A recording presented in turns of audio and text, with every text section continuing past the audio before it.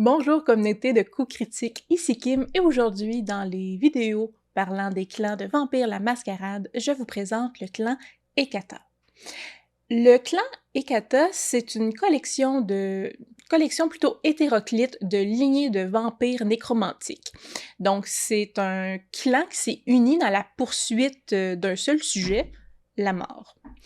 Donc, c'est des étudiants de l'au-delà, des résurrectionnistes, oui, des morts. En vendant leurs services aux plus offrants ou en agissant dans leurs propres intérêts, rares sont ceux qui peuvent vraiment se cacher de la surveillance de ceux qui peuvent invoquer les esprits et commander les esprits des morts. Comme j'ai dit, le clan Kata constitue pas entièrement un clan organique dérivé d'un seul antédiluvien, comme la plupart des autres clans de Vampire la Mascarade, mais sont constitués de plusieurs lignées qui formaient des clans auparavant, dont les Giovanni, qui étaient les plus connus, l'ancien clan capodicien, les Nagaraja, les Samedi et plusieurs autres dont je vais vous parler plus tard. Donc, ensemble, ils représentent le nouveau clan de la mort, principalement unifié, comprenant des lignées de vampires qui pratiquent la nécromancie en utilisant la discipline Oblivion. Donc, tout comme les Giovanni qui englobent, en fait, qui sont la plupart, la majeure partie du nouveau clan Kata, on peut voir ça comme une famille, quoique beaucoup plus étendue. Donc, le clan Giovanni était littéralement une famille. Ici, quand on parle du clan Kata, pensez à une parenté éloignée. Donc, une brève histoire du clan Kata est nécessaire pour comprendre vraiment c'est quoi ce clan-là. La deuxième inquisition, la seconde inquisition, a été un facteur dominant dans la création du clan après avoir infligé de lourdes pertes au clan Giovanni en Amérique du Nord et forcé une grande partie de l'organisation clanique à se regrouper en Italie. Un autre facteur était que, selon la rumeur, la promesse de 1528 allait prendre fin sous peu après une période non précise d'environ 500 ans. Donc, la promesse de 528, c'était un traité entre la Camarilla et les Giovanni qui acceptait formellement, dans le fond, la Camarilla acceptait formellement que les Giovanni soient les successeurs des Capodiciens, qui est un clan de la mort officiel, là, et que les Giovanni ont presque éradiqué. Donc, la promesse comprenait l'assurance de la non-ingérence des Giovanni et de la Camarilla dans les affaires de l'un et de l'autre. Elle accordait également aux Giovanni l'autorité sur la ville de Venise, bien que le cercle intérieur de la Camarilla revendiquait le droit d'y tenir des réunions annuelles. Donc, cette entente a mis fin à des années de querelles entre les Giovanni et la Camarilla.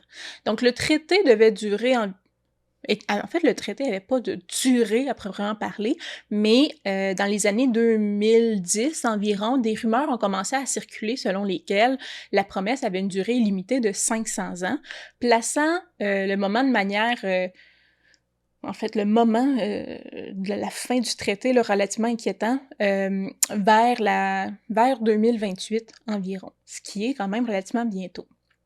Donc, bien qu'il n'y ait eu aucune confirmation directe de cette limite de temps, ça a été considéré comme un facteur déterminant pour déclencher et justifier la fondation du clan Hekata en prévision, oui, d'une éventuelle guerre.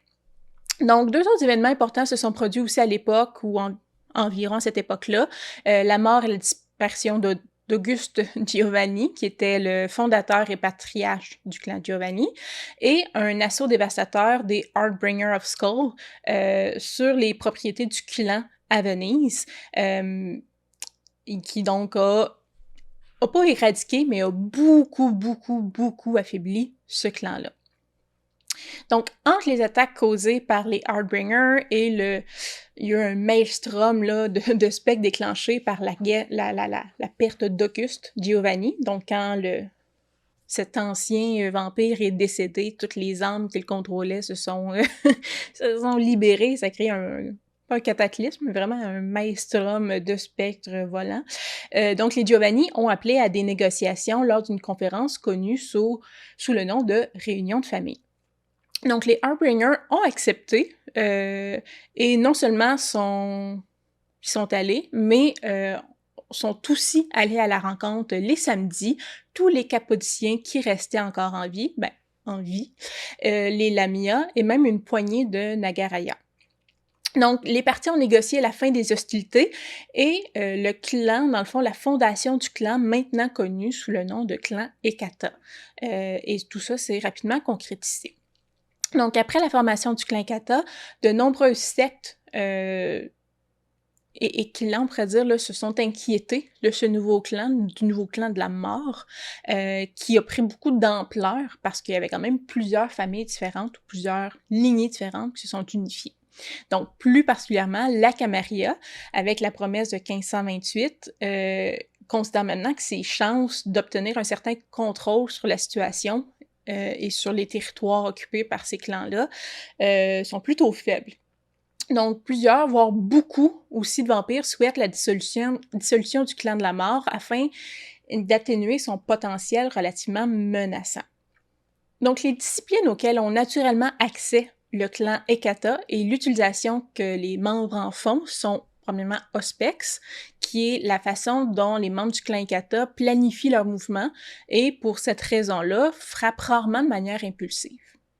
Avec la force d'âme, ça leur donne la capacité d'absorber les dommages causés à leur corps et sont capables d'ignorer toutes les blessures qui pourraient pleuvoir sur eux. Finalement, la discipline principale, on pourrait dire, du clan Kata, c'est l'oblivion. Donc, ça permet de communiquer et de contrôler les énergies de la mort et des esprits. Donc, grâce à son utilisation, ils peuvent interroger les morts, inciter les esprits à attaquer un rival. Donc, c'est vraiment la discipline pour laquelle Ekata est reconnu. Donc, le clan est imprégné de mort, il pratique les arts de la nécromancie, la communication avec les défunts. On suppose que la raison pour laquelle tous les katas partagent les mêmes disciplines, parce qu'on se rappelle, c'est plusieurs lignées différentes qui étaient des clans différents auparavant, avant la 5e édition. Donc, c'est dû à l'unification des lignées nécromantiques qui ont formé un seul clan et qui auraient eu des changements dans leur sang à ce moment-là. Donc, à la discrétion du conteur, dans votre partie de Vampire la Mascarade, quelques modifications, dans le fond, à la liste des disciplines peuvent être apportées en fonction de la lignée du personnage, soit en remplaçant un pouvoir par un autre, soit en offrant un mérite à 4 points pour débloquer une 4e discipline au sein du clan. Par exemple, là, les modifications qui pourraient être apportées, ça pourrait être la lignée de Giovanni peut remplacer Auspex par Domination, qui était plus propre à eux. Les samedis pourraient remplacer Auspex par Occultation. Mais c'est moins nécessaire maintenant, on va le voir, là, parce qu'ils ont aussi changé de fléau. Là. Le fléau des samedis, c'était qu'ils se décomposaient avec le temps. Maintenant, ils ont tous le même fléau, comme ils ont les mêmes disciplines, donc quand même un peu moins nécessaire occultation pour ça. Les Lamia peuvent remplacer Auspex par puissance. Les Nagaraja peuvent remplacer force d'âme par domination. Donc, si vous voulez que vos personnages du clan de la mort ressemblent un peu plus aux ancêtres des différentes lignées. Donc, gardez à l'esprit que les conditions requises quand même pour certains amalgames de pouvoir existent. Donc, si un joueur souhaite un pouvoir plus tard, s'assurer qu'il a accès aux disciplines qu'il a besoin. Donc, le fléau du clan est maintenant de tous les membres du clan Kata et pas juste une lignée en particulier, est le baiser douloureux. Donc, les vampires du clan Kata ne peuvent en fait mordre que douloureusement les mortels, ce qui entraîne une perte de sang à chaque fois. Donc, les mortels réticents à se faire mordre et qui sont capables de s'échapper vont le tenter. Et même ceux qui sont vraiment convaincus, qui veulent, qui acceptent en fait, là, qui donnent leur consentement à se faire mordre, doivent réussir un test d'endurance plus résolution, difficulté 2 plus la sévérité du fléau. Donc, afin de ne pas reculer et eux-mêmes essayer de se sauver. Donc, les vampires qui sont volontairement aussi mordus par un membre du clan Kata doivent faire un test de frénésie en difficulté 3 pour éviter d'avoir une frénésie de la peur. Donc, très difficile de se nourrir pour les clans Ekata, ou du moins ça devient violent. Une variante du fléau, c'est la décomposition. Donc, on s'éloigne du fléau qui était davantage associé au clan Giovanni pour choisir le le fléau, dans le fond, qui ressemble davantage à celui qui était associé au clan Samedi. Donc, si on choisit la variante, donc les Hekata subissent des points supplémentaires égaux à la gravité de leur fléau dans les handicaps, dans le fond, qui vont répartir comme bon leur semble dans des handicaps liés à la retenue, au refuge, aux ressources. Donc, les handicaps peuvent être corrigés lors de la création de personnages ou supprimés en payant 2 fois le nombre de points que ça leur a pris pour les enlever auparavant. Donc, tout achat de points dans ces avantages coûte ça un nombre supplémentaire de points d'expérience égal à la gravité de fléau. Donc, on est loin quand même de la décomposition de Samedi, mais on vient jouer dans les handicaps où certains aspects du personnage sont beaucoup plus coûteux à améliorer. Donc, la compulsion du clan, c'est la morbidité. Donc, le vampire, dans un état de compulsion propre à son clan, doit déplacer quelque chose de la vie vers la mort ou vice-versa. Donc, toute action qui n'est pas entreprise pour mettre fin ou ressusciter quelque chose subit une pénalité de 2D. Donc, le sujet, c'est pas obligé d'être un être vivant, ça peut être un objet, ça peut être plus abstrait aussi comme une idée, donc faire mourir une idée ou faire renaître une idée, ou des sujets de conversation. Donc, cette contrainte va durer jusqu'à ce que le vampire réussisse à redonner vie ou à tuer quelque chose. Donc, dans les archétypes d'individus qu'on retrouve dans le clan Hekata, on retrouve premièrement le docteur, le médecin illicite, donc avec des accords faits au noir, là, de manière détournée. Il va soigner les personnes qui ne peuvent pas utiliser des installations médicales standards. Donc, la compétence de cette personne-là consiste à panser des blessures par balle ou aussi à briser le crâne de ceux qui ne paient pas à temps. Donc, on n'est pas dans la personne particulièrement gentille, on s'entend. On retrouve aussi beaucoup de diseuses de bonne aventure.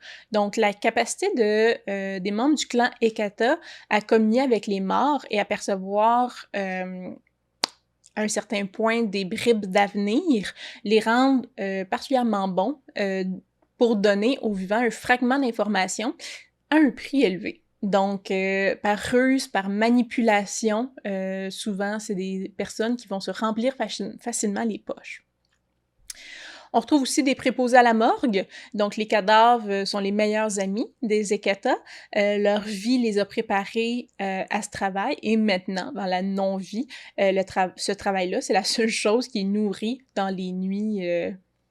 dans ces nuits-là éternelles pour eux. Donc, ils ont une quantité de cadavres à qui parler.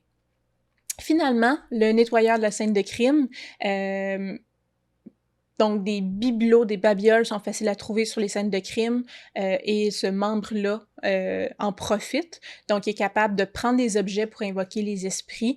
Il dévoile les histoires de ce qui s'est réellement passé aussi sur les lieux du crime. Et donc, il peut comme ça communier avec les morts. Au niveau de la culture, comme j'ai dit, le clan Hekata, c'est un ensemble de lignées de nécromanciens. Ils formaient des clans différents dans les éditions précédentes du jeu. Et c'est possible pour vous d'intégrer ces différentes lignées-là à votre personnage. Tu sais, bon, je fais un membre du clan Hekata qui était auparavant un Samedi ou qui est issu d'un sire qui était Samedi. Donc, pour ça, cette partie-là de la vidéo sur la culture va être beaucoup plus longue que les autres clans parce que je vais vous donner un aperçu des différents clans qui ont formé finalement le clan Hekata qui n'a pas de culture propre pour le moment du moins. Donc la famiglia Giovanni, essentiellement connue sous le nom de clan Giovanni, il occupe le rôle de leader au sein du clan Hekata, mais ils vont pas se désigner eux-mêmes comme Hekata en dehors du clan. Donc, pour eux, leur nom reste et demeure Giovanni. Donc, ce sont des usurpateurs du clan capodicien. Donc, ils les ont massacrés et ont pris leur place. Et c'est aussi un des plus jeunes clans, le clan Giovanni. Donc, les Giovanni ont historiquement été à la fois un clan et une famille, plus récemment une lignée, en raison de la formation du clan Hekata. Donc, ils embrassent presque exclusivement au sein de leur famille. Ils sont fortement concentrés sur sur les objectifs liés à l'argent ou le pouvoir nécromantique. Les Giovanni sont un clan hautement organisé, se compose, oui, d'un réseau de familles interdépendantes qui partagent une culture commune, une fidélité sans limite à la famille ancestrale Giovanni. En conséquence, malgré la conception populaire, là, tous les Giovanni ne sont pas italiens. Là. Il y a des membres du clan qui ont commencé à apparaître dans d'autres régions du monde. Donc, les Giovanni sont organisés en quelque sorte comme une espèce de dynastie mafieuse impitoyable ou une corporation tout aussi impitoyable en fait. Les opérations du clan sont supervisées par une hiérarchie de capos avec des maestros, donc vraiment imaginez la hiérarchie du parrain ou de la mafia italienne. Les faveurs telles que des responsabilités financières et les récompenses, devenir une goule, l'étreinte dépend vraiment de la performance de la personne. Donc, il y a plusieurs coups bas vicieux qui sont faits, la concurrence est acharnée entre les différents membres de la famille qui veulent se tailler une place au sein de cette hiérarchie-là. Et c'est monnaie courante, dans le fond, dans la maison des Giovanni, ce genre de comportement-là.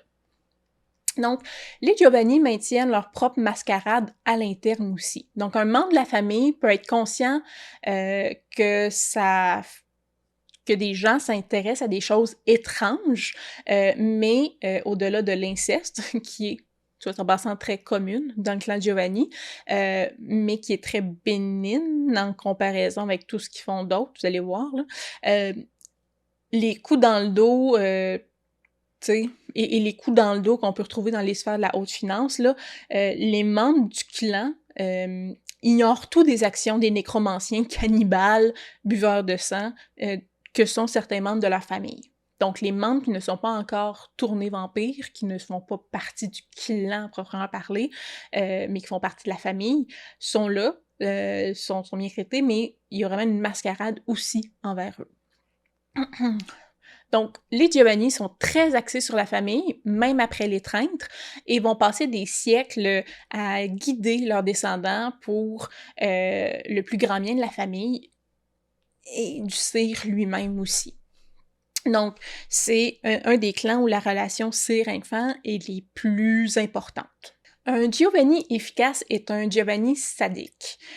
Contrôler les esprits spectraux signifie acquérir un contrôle précis sur une variété de leviers psychologiques, donc comprendre les passions, les entraves de cet esprit-là, puis manipuler impitoyablement ces outils-là pour obliger un esprit à faire ce que vous voulez.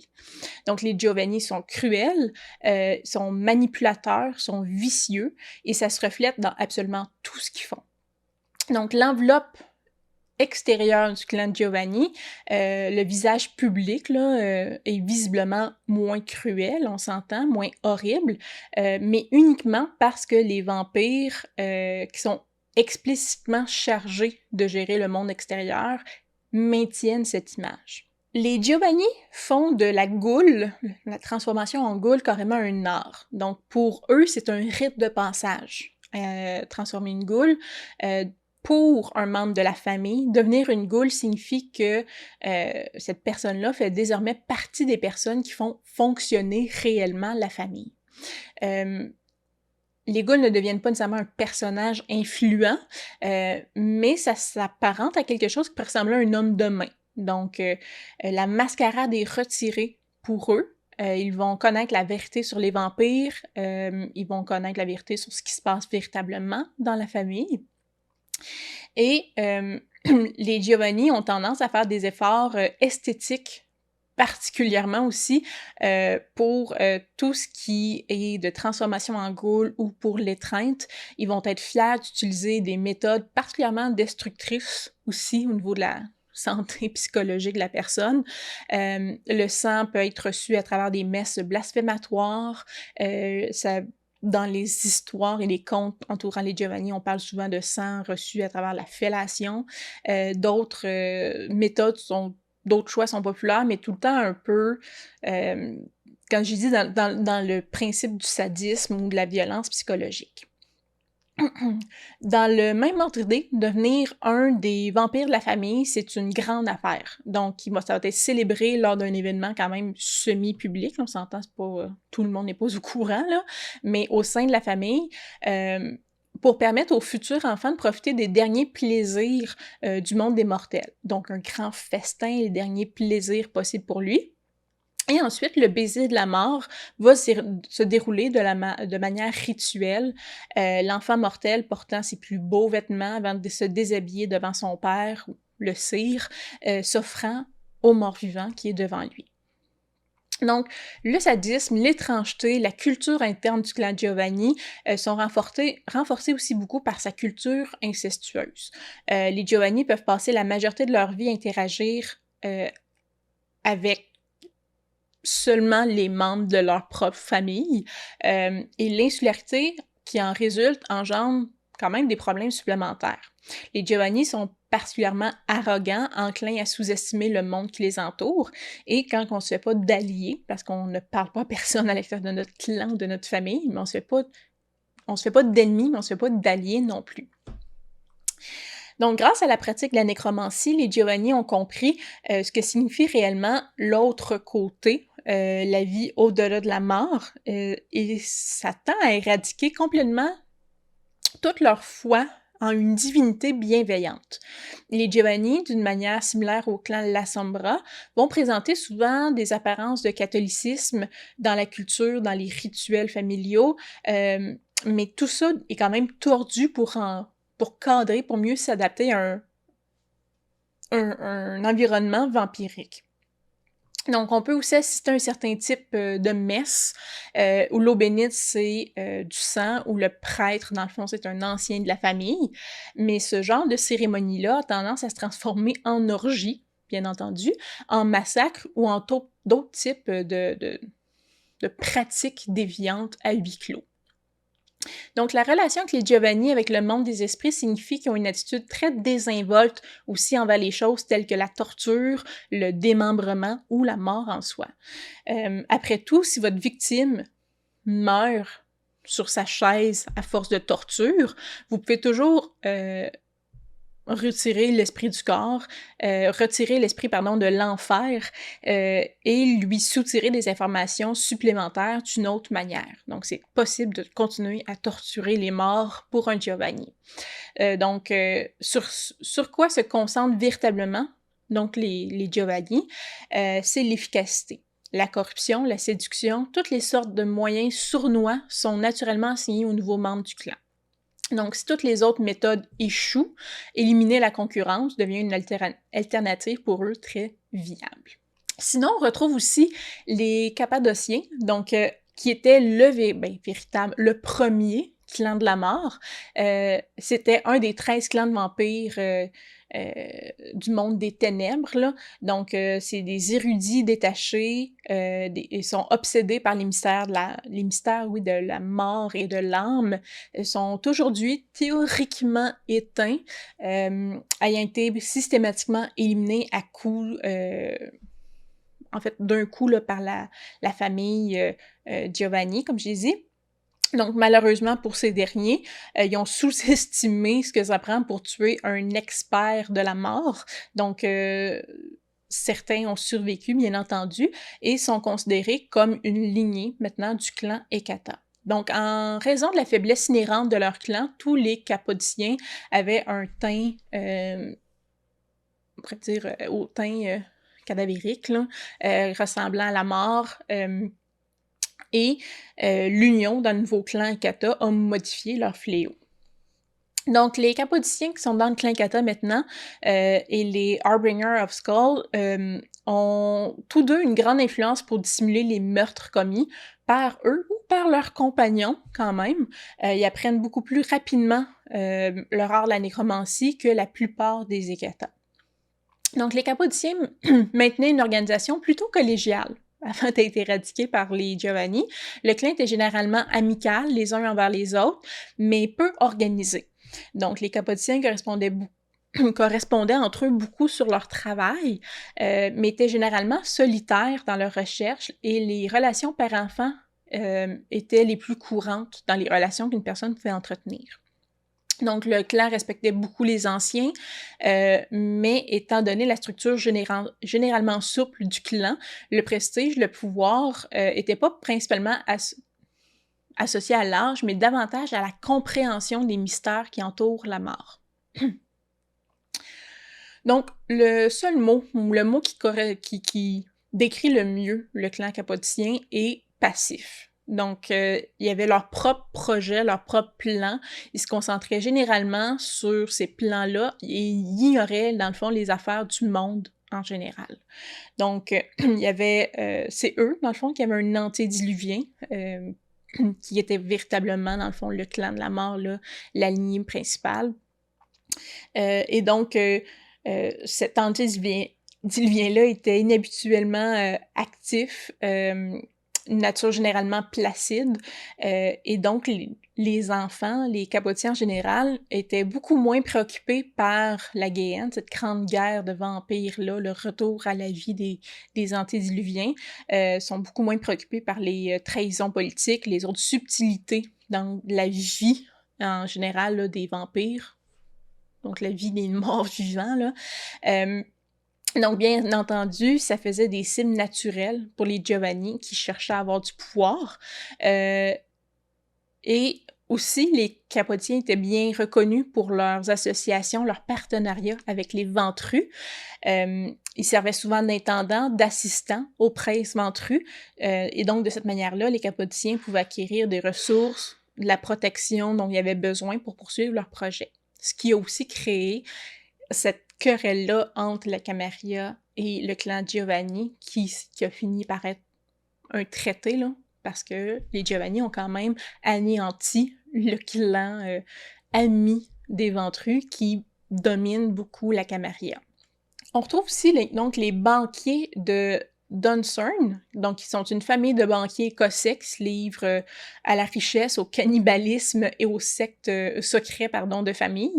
Donc les Dunsarn ont été assimilés par le clan Giovanni au début du 18e siècle, je ne vais pas me tromper.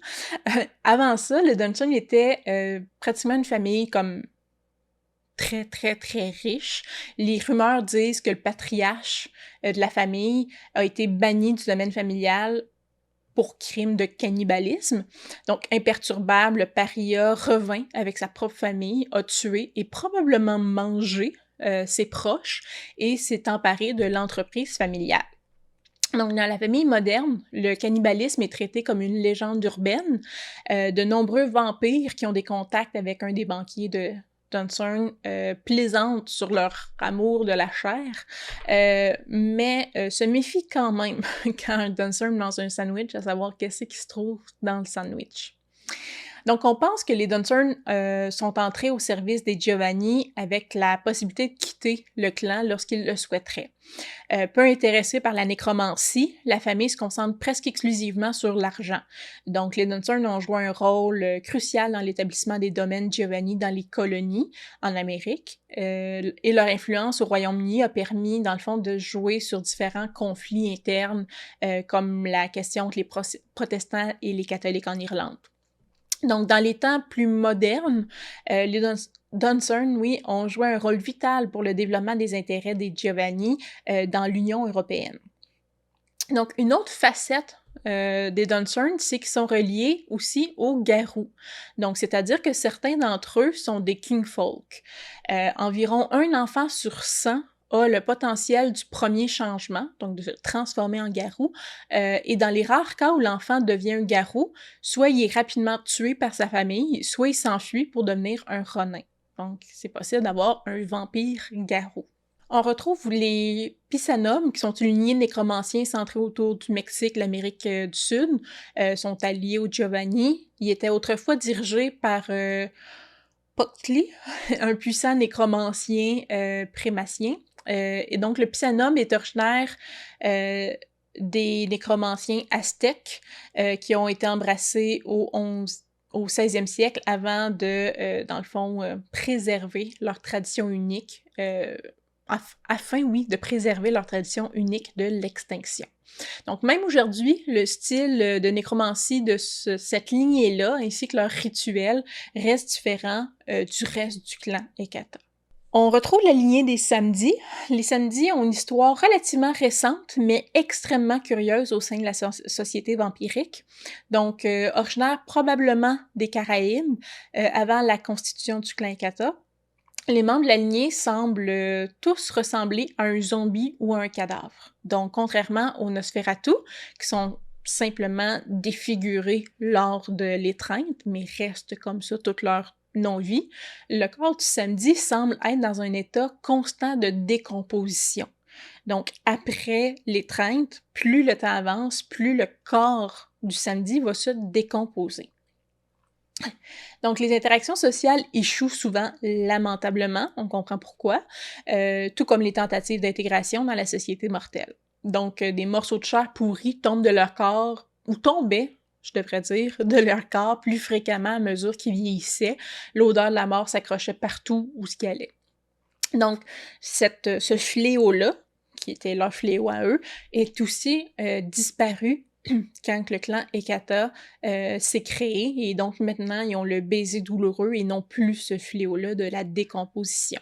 Comme j'ai dit, considérés originaires des Caraïbes, les Samedis ont des liens étroits avec l'héritage vaudou de la région. Ils pratiquent une discipline unique qui leur permet de manipuler les énergies de la mort, bien que de manière beaucoup plus temporelle que la nécromancie des Giovanni. Les Samedis se sont lentement répandus à travers le monde, même si ils restent quand même assez petits en nombre. La plupart des descendants sont choisis parmi des mortels qui sont obsédés par la mort et l'agonie. Ceux qui ont travaillé dans le domaine mortuaire au cours de leur vie semblent, dans le fond, être un choix très commun chez les Samedis, là, et de nombreux membres du clan semblent posséder une sorte de tranquillité face à leur propre mortalité. Donc, en raison de mystérieux, comme j'ai dit, changements dans le sang suite à la création du clan Ekata, ils ont perdu, dans le fond, la malédiction de la décomposition, mais ils peuvent manifester ce visage-là décomposé à volonté maintenant. Ils peuvent le présenter s'ils le souhaitent, mais c'est plus leur fléau. Et ça se manifeste à un certain degré. Encore là, c'est selon votre compteur et le roleplay que vous faites, là, mais à chaque fois qu'ils se nourrissent. Donc, les Samedis sont également des assassins, des mercenaires notoires. C'est une des raisons pourquoi les princes de la Camarilla ferment les yeux sur eux, parce qu'ils sont particulièrement dangereux. Les Samedis se rassemblent très rarement en clans, et les hasards où ils se rencontrent sont que des rassemblements informels, on pourrait dire, là, où 2-3 membres bavardent ensemble, puis quittent et vont continuer leur petit bonhomme de chemin. Donc, les membres de la lignée des Samedis sont souvent de nature très solitaire, cherchent pas souvent la compagnie. Ceux qui ont eu la chance d'avoir conversé avec un membre de cette lignée se souviennent souvent d'une certaine sagesse, d'une certaine intelligence chez le vampire. Donc, on s'entend bien qu'obsédés par la mort, la plupart de ces vampires semblent néanmoins posséder une sagesse qui trahit leur courte existence. Les Nagaraja sont une étrange lignée de vampires carnivores redoutés par les vampires de tous les côtés des sectes et des clans dans lesquels vous pouvez vous trouver. Ils descendent de mages la tradition Chakravanti, oui, et des mages qui cherchaient donc à créer leur propre couvée de vampires en expérimentant avec du sang de vampire. Donc, la manipulation du sang par ces mages-là combinée à la nature magique innée et du sang et des mages, a produit une lignée de cannibales connue aujourd'hui sous le nom de Nagaraja. Donc, c'est des nécromanciens redoutés et des serviteurs de la vraie main noire, là, donc qui étaient beaucoup associés au sabbat. Les Nagaraja sont différents des autres vampires dans le sens où ils doivent non pas seulement boire du sang, mais consommer la chair de leurs victimes. Ce qui en fait une des lignées les plus vilipendées, les plus contre nature parmi les vampires. Donc, ils n'ont pas des des incisives pointues comme les autres vampires, mais ont vraiment les dents complètement pointues, irrégulières, donc ils ont pas des crocs rétractables. Ça signifie souvent qu'ils sourient rarement. Ils ne veulent pas montrer leurs dents. Ils vont parler doucement en présence des mortels, à moins qu'ils aient l'intention de les manger, bien entendu. Donc, malgré le manque d'héritage de la lignée là, cappadocien avec les autres lignées, parce que la plupart des lignées nécromanciennes viennent quand même du clan principal, une poignée de Nagaraja s'est déplacée pour se présenter à la réunion de famille et ont joint le clan Ikata afin de mettre à profit leurs compétences, leur expérience en matière de nécromancie et de meurtre. Donc, les maîtres de la nécromancie se livrent à de nombreuses expériences thaumaturgiques et nécromantiques étranges et terribles. Les Nagaraja appellent la chair qu'ils consomment la visque, comme les vampires appellent le sang la vitée. Ils considèrent le fait de consommer la chair comme une transsubstantiation, oui, un rituel complexe qui consiste à consommer une partie de l'âme de la personne à travers la coque physique qui la retient. Encore une fois, ce fléau-là est disparu avec l'apparition du clan Kata, mais ça peut facilement et de manière très intéressante être intégré quand même au jeu de rôle. Le nom même de la putanesca se traduit par « de la putain ».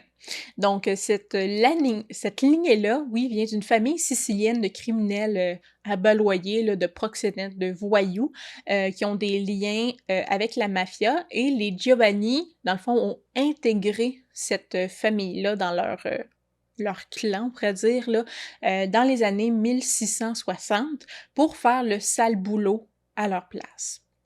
Donc, largement ignorant de la nécromancie, la lignée putanesca a un caractère, on pourrait dire, qui réussirait même à faire honte à un brouhaha. Donc, ils sont pas de genre à pardonner, à oublier, sont absorbés par le concept de vendetta, sont également utilisés par le clan Giovanni à l'époque comme levier contre des ennemis. Donc, dans un effort des Giovanni pour compartimenter, on pourrait dire, là, et céder les liens directs avec le crime organisé, les Putanescans ont été reconnus comme leur propre lignée au sein des Kata pour faire la sale job et dire que le clan Giovanni a maintenant les mains propres.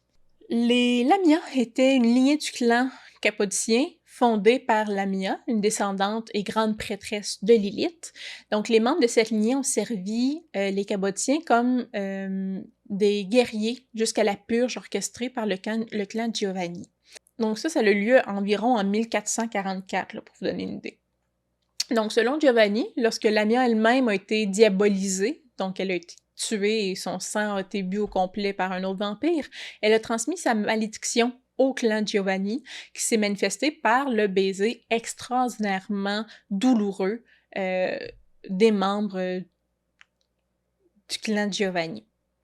Donc, les Lilines se sont présentés à la réunion de famille, reprenant fièrement leur ancien rôle de guerriers, de gardiens dans la nouvelle itération du clan Ekata. Donc, ils prennent pas à la légère ceux qui tournent en dérision leur foi ou sibari, ou qui insultent en fait leurs talents martiaux. Les Lamia étaient une secte, pratiquant toujours leur rituel, répandant avec dévotion la parole et la maladie de Lilith. Alors que les hommes étaient étreints, les femmes étaient considérées comme les proches de Lilith carrément et avaient une bien plus grande influence au sein de la lignée. Donc, la relation sire-enfant chez les Lamia était forte parce que la plupart des Lamia devaient rester avec leur sire pendant au moins 1 an pour acquérir les compétences de combat nécessaires pour être utiles au clan ou à la lignée. Donc, bien qu'ils soient maintenant fidèles à leur clan parent, là, qui étaient les Cappadociens, ils sont plus physiques, plus sensuels que ces derniers, qui étaient passifs et un peu plates. Donc, sont aussi de grands guerriers et renforçaient les défenses donc, du clan cappadocien. Les Rossellini, également appelés Piccoli Fratelli, donc les petits frères, par le clan principal, sont une branche de la famille Giovanni originaire d'Italie. Donc, ils partagent de nombreux traits de famille, traits avec la famille principale. Donc c'était une autre famille qui pratiquait la nécromancie depuis, l'Empire romain, là. Donc comme les Giovanni, les Rossellini avaient des liens étroits, dans la ville de Venise, où les 2 familles pratiquaient la nécromancie. Donc par, d'autres mages du Moyen Âge, les Rossellini étaient considérés comme des nécromanciens les plus talentueux. En plus des voies de la nécromancie, de nombreux Rossellini étaient des sorciers, donc beaucoup plus large que simplement, des vampires qui font de la nécromancie. Donc même à cette époque, les Rossellini étaient souvent considérés comme, hystériques ou déséquilibrés et en comparaison des Giovanni, c'est pas peu dire, là. Donc au sein du clan, les Rossellini sont connus pour leur traitement cruel, même selon le standard des Giovanni, envers leurs serviteurs fantômes. Donc plus d'un Giovanni soupçonnait secrètement que la raison pour laquelle les Rossellini avaient fini par servir les Giovanni, leur clan à eux, et non l'inverse, c'était plus philosophique que tactique. Donc les Giovanni recherchent la nécromancie pour obtenir du pouvoir. Les Rossellini le font simplement parce qu'ils aiment ça. Donc, c'est une fin en soi, la nécromancie. Par conséquent, les Rossellini, c'est souvent de tout faire ou faire tout ce qu'ils peuvent de la manière la plus sadique possible, juste pour repousser les limites. Donc, il n'y a pas de prétention liée au pouvoir ou l'agrandissement du clan ou de la famille que pour avoir les Giovanni. Les Rossellini, c'est la cruauté pour la simple cruauté. Finalement, les Myliner, une famille de banquiers américains ayant des liens avec le crime organisé encore, cette famille-là, dans le fond, avait pour chef Francis Myliner, et qui était célèbre pour garder rancune. Donc, sa capacité à garder rancune. Donc, l'histoire, dans le fond, l'intégration de cette famille-là au sein de la famille Giovanni a commencé après que Francis Myliner ait été ignoré par P.J. Kennedy lors d'une campagne pour devenir le prochain président de la Columbia Trust Company. Et Francis Myliner se serait vengé, et les légendes urbaines dans le clan Giovanni disent que, dans le fond, depuis ce temps-là, les Modis poursuivent toujours leur vendetta contre les Kennedy, qui sont responsables de l'assassinat, en fait, de presque tous les membres de cette famille-là. Actuellement, les Myliner ont leur siège à Boston, dans le Massachusetts, et ont une influence dans la grande région de la Nouvelle-Angleterre. Donc, les Modis connaissent pas bien la nécromancie, préfèrent se concentrer sur le fait de gagner de l'argent, mais quand même, grâce à eux, l'implication des Giovanni dans le crime organisé a pas disparu, dans le fond, lorsque leur influence italienne a diminué. Donc, ils ont investi massivement dans les prisons privatisées aux États-Unis, ce qui leur apporte une source constante de revenus et de la main-d'œuvre bon marché auprès du clan. Et ils ont également utilisé leur influence pour dénoncer les chasseurs de sorcières comme des personnes d'intérêt, dans le fond, et des terroristes domestiques. Donc, on voit ici une branche plus américaine du clan Ekata. Donc, c'est quand même, ça vous donne l'idée de l'étendue de la 5e édition, à quel point elle a condensé tous les clans nécromantiques qui existaient auparavant et qui a réduit de beaucoup, dans le fond, les différents clans ou les différentes lignées qui étaient venues à exister. Tout ça pour les remettre dans le clan Ekata, mais on comprend qu'il n'y a pas de culture commune, il y a beaucoup de familles différentes, de lignées différentes avec des intérêts très différents. Au niveau de l'étreinte, pour les Giovanni, bien que c'est pas rare, il est quand même mal vu d'embrasser un membre de sa propre famille mortelle, là, donc proche. Donc ça encouragerait le népotisme, et les Giovanni préfèrent de loin que la loyauté des nouveaux vampires, dans le fond, soit aussi divisée possible au sein de la grande famille. Donc, lorsqu'un Giovanni propose l'un de ses propres petits-enfants, là, des fois ça descend beaucoup plus bas que ça, là, pour l'étreinte, il est aussi, pardon, il est plus probable qu'un Giovanni d'une autre branche de la famille va exécuter l'acte. Donc, c'est encore mieux pour le clan si ces Giovanni-là sont rivaux d'une certaine manière, parce que le nouveau-né, le nouveau vampire, est désormais loyal envers sa propre famille mortelle, ou qui était mortelle, là, ses liens de sang, littéralement. Et le nouveau sire, ce qui oblige, dans le fond, les 2 aînés à éviter de comploter l'un contre l'autre, de peur que le fils, le nouveau vampire là, les trahisse d'une manière ou d'une autre.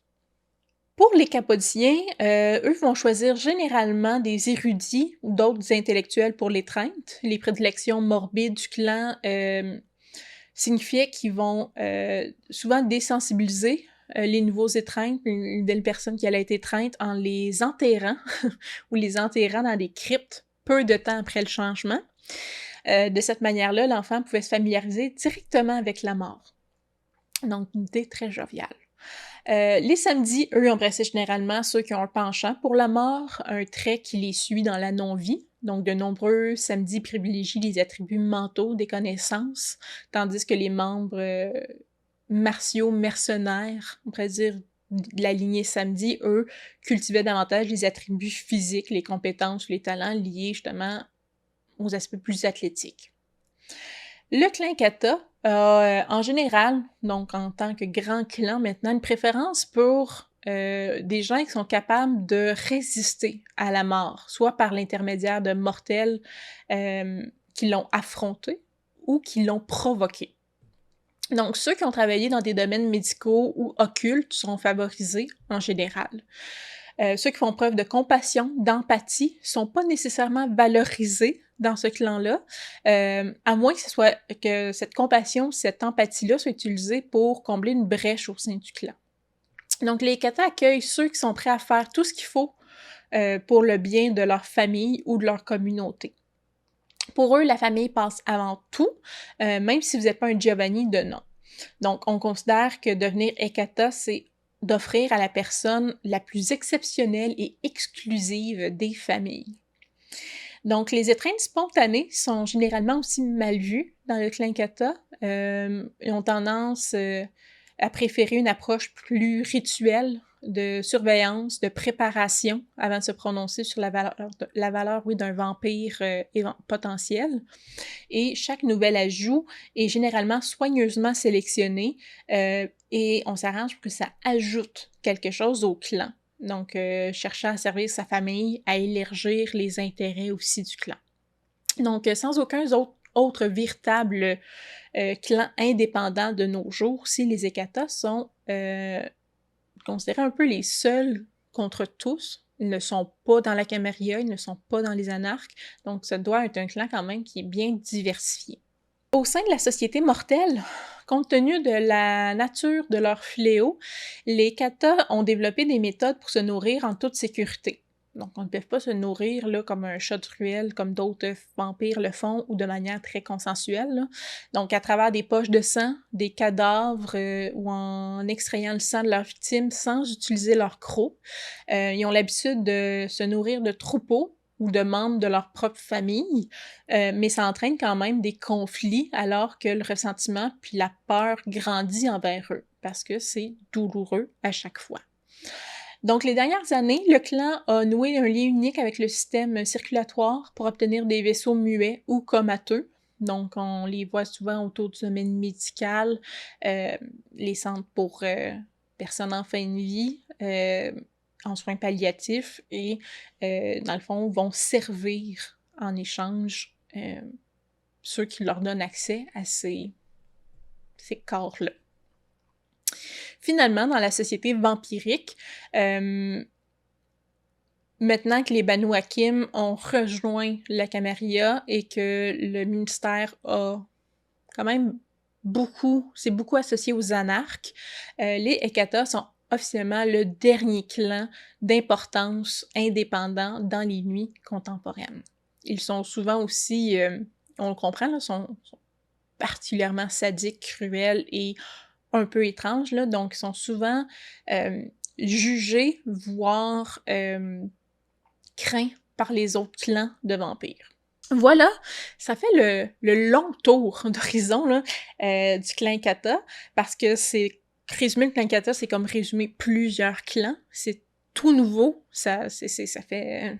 C'est la 5e édition, en fait, c'est la première fois qu'on va y apparaître ce clan-là, qui est un amalgame de plusieurs clans qu'on a ramenés ensemble parce que il y a beaucoup, beaucoup de lore dans Vampire et là, on voulait essayer de rendre ça plus digeste un peu. Hem, si ce clan-là, le clan de la mort, les nécromanciens vous intéressent, vous avez quand même plusieurs lignées différentes, plusieurs choix de comment est-ce que vous êtes influencé, par les différentes lignées qui ont joint, même si vous pouvez prendre tous les mêmes pouvoirs, vous avez tous le même fléau, les mêmes compulsions. En bout de ligne, ça peut venir vraiment teinter, donner une saveur, au jeu de rôle. Ou comme vous pouvez jouer vraiment un clan kata en bonne et due forme, comme il l'est décrit. Donc, si vous avez, pour les anciens, pour ceux qui connaissaient déjà Vampire la Mascarade, je sais qu'il y en a qui n'apprécient pas particulièrement que ça a été ramené dans un seul clan. J'aimerais connaître votre opinion là-dessus. Pour les nouveaux, est-ce que c'est un clan qui vous intéresse, quand même particulièrement différent des autres, dans leur approche de la nécromancie, parler avec les morts, et tout ça. Donc, ben, je serais curieuse de vous entendre, comme toujours. Laissez-moi des commentaires, j'aime ça vous lire, j'aime ça vous répondre. Si vous aimez la vidéo, un petit pouce en l'air. Et si vous voulez voir des vidéos en avance sur la chaîne, vous pouvez venir voir sur Patreon. On a des exclusivités et toutes les vidéos sont en avance d'environ une semaine. Donc là-dessus, je vous souhaite beaucoup de plaisir à jouer autour de votre table et on se dit à la prochaine. Bye!